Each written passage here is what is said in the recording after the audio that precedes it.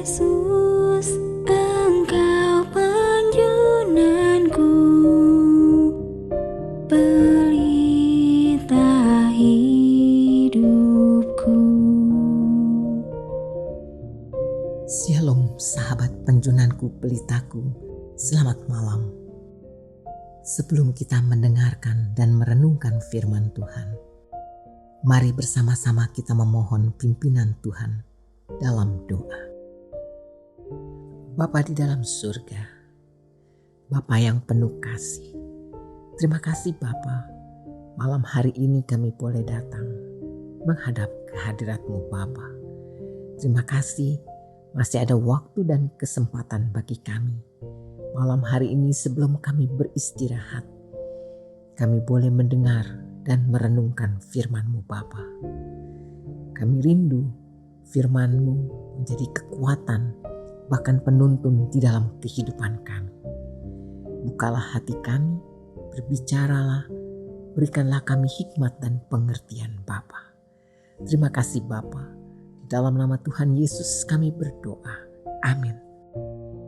Pembacaan firman Tuhan pada malam hari ini terambil dari kitab Markus 10 ayat 32 sampai 38. Yesus dan murid-muridnya sedang dalam perjalanan ke Yerusalem dan Yesus berjalan di depan. Murid-murid merasa cemas dan juga orang-orang yang mengikuti dia dari belakang merasa takut.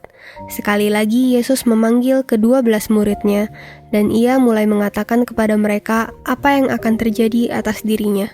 Katanya, "Sekarang kita pergi ke Yerusalem dan Anak Manusia akan diserahkan kepada imam-imam kepala dan ahli-ahli Taurat, dan mereka akan menjatuhi dia hukuman mati.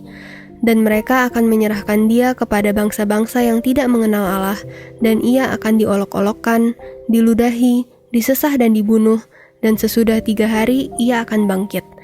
Lalu Yakobus dan Yohanes, anak-anak Zebedeus, mendekati Yesus dan berkata kepadanya, "Guru, kami harap supaya engkau kiranya mengabulkan suatu permintaan kami."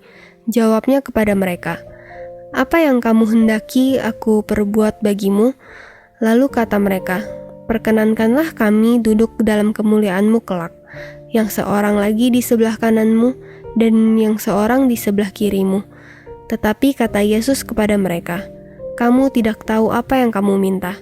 Dapatkah kamu meminum cawan yang harus kuminum dan dibaptis dengan baptisan yang harus kuterima?"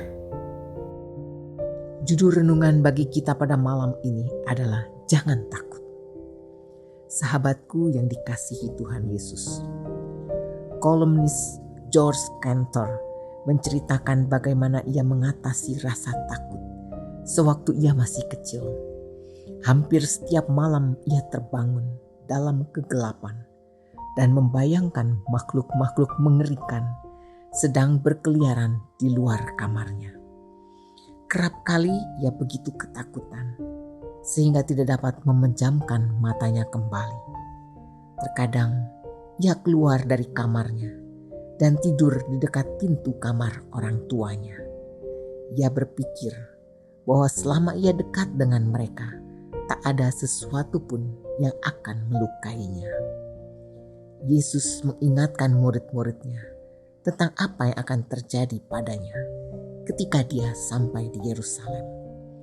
Ia akan menghadapi pengkhianatan, ejekan, penderitaan, kematian, dan kebangkitan. Mereka yang menyertai Yesus masuk kota itu menjadi takut dan cemas. Satu-satunya yang tidak menunjukkan kecemasan dalam rombongan itu hanyalah Yesus. Yesus dengan penuh kerelaan menyadari bahwa ia harus menderita dan mati bagi semua orang. Perjalanan menuju Yerusalem adalah perjalanan penuh ketakutan dan penderitaan.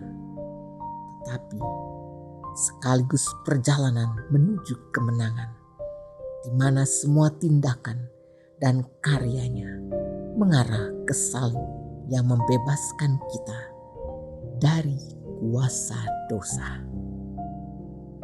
Namun sungguh ironis, sebab di saat para murid cemas, Yakobus, dan Yohanes, anak-anak Zebedius, melihat kondisi ini sebagai suatu kesempatan untuk mendapatkan kedudukan tinggi dan tempat terhormat.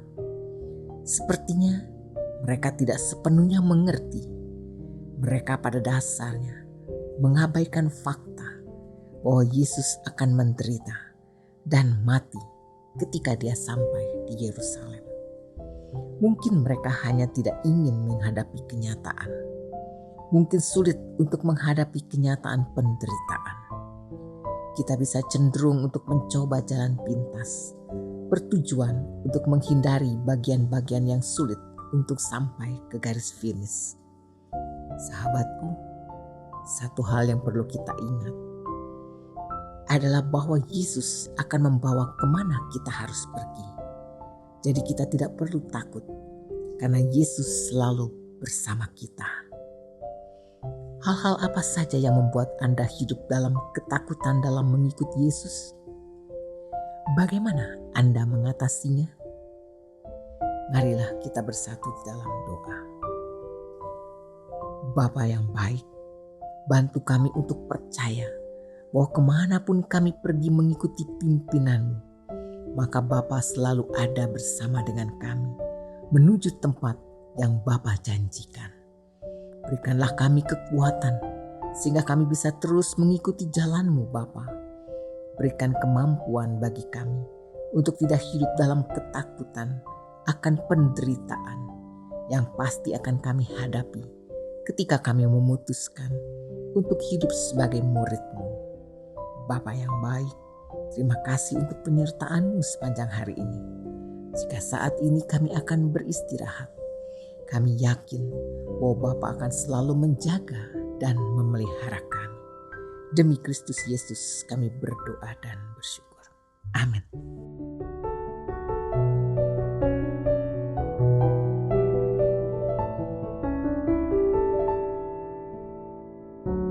Kau yang terindah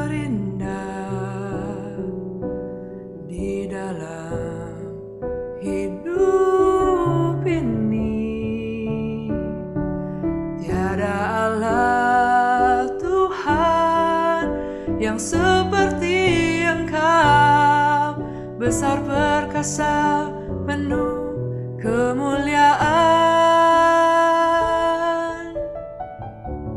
Kau yang termanis di dalam hidup ini, ku cinta Kau lebih dari segalanya. Besar kasih setiamu kepadaku.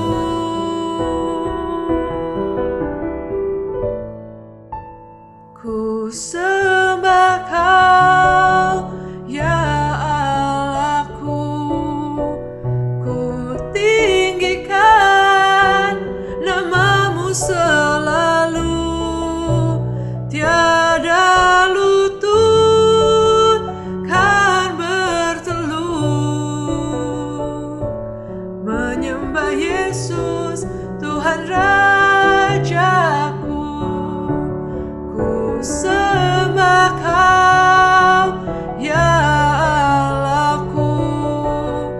Ku tinggikan nama-Mu selalu. Tiada lidah tak mengaku